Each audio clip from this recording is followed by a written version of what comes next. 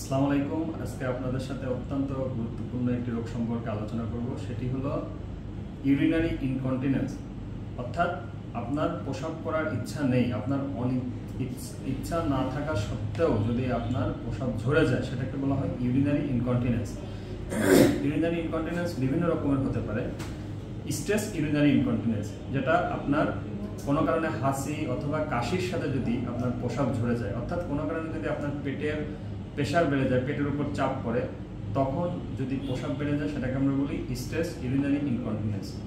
Usually যে সকল মহিলাদের অনেকগুলো নর্মাল ডেলিভারি হয় অথবা যারা একটু বয়স্ক মহিলা, তাদের দেখা যায় যে হাসি কাশির সাথে প্রস্রাব ঝরে।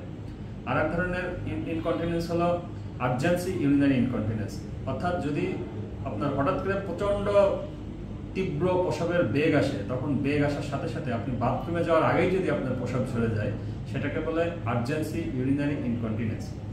আর এক ধরনের ইনকন্টিনেন্স হলো মিক্সড ইউরিনারি ইনকন্টিনেন্স, অর্থাৎ এক্ষেত্রে আপনার স্ট্রেস এবং আর্জেন্সি দুইটার সংমিশ্রণ থাকবে। আপনার পেটে চাপ পড়লে হাসি কাশির সাথেও প্রস্রাব ঝরে যাবে এবং আপনার তীব্র প্রস্রাবের বেগ পাওয়ার সাথে সাথেও প্রস্রাব ঝরে যাবে।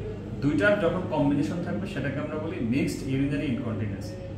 এবং আরেকটা ইনকন্টিনেন্স হলো ওভারফ্লো ইনকন্টিনেন্স, অর্থাৎ যদি কোনো কারণে আপনার প্রস্রাবের রাস্তায় বাধা থাকে, বয়স্কদের ক্ষেত্রে যদি প্রোস্টেট বড় থাকে, প্রস্রাবের রাস্তা যদি সরু থাকে, প্রস্রাব নিউরোজেনিক ব্লাডার যদি থাকে, তাহলে দেখা যায় যে সব সময় প্রস্রাব ঝরতে থাকে, সেটাকে বলা হয় ওভারফ্লো ইউরিনারি ইনকন্টিনেন্স।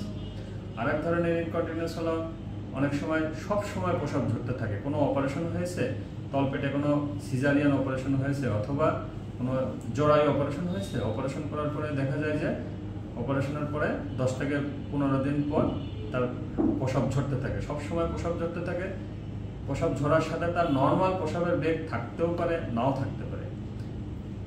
তখন দেখা যায় যে নর্মালি আমাদের প্রস্রাবের থলির সাথে আমাদের যে মাসিকের রাস্তা, তার একটা যোগাযোগ সৃষ্টি হয়ে যায়।